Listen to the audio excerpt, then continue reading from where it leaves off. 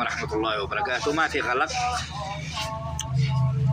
مثل ما قلت لكم الإمارات والسعودية ستزول من الخريطة، والدول الخليجية كثيرة، واليمن ستبقى موحدة، لأنه أمر الله هو الذي بيمشي. وهذه قضية الأحاديث نعرف حتى زوال إسرائيل، حتى الدول الإسلامية ستزول، كانت سنية أو شيعية.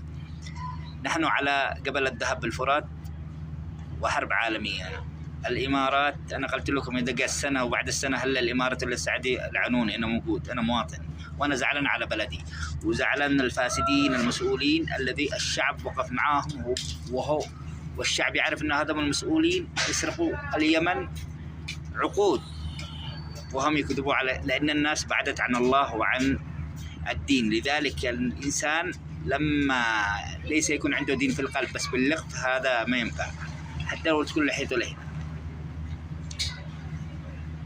كانوا صافحوا السرق واللصوص والخونة ويظلموا المساكين ويأكلوا المال العام. هذه النتيجة.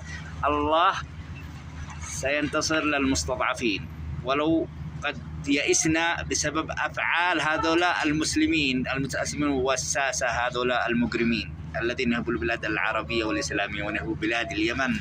تف عليكم، لعنة الله عليكم.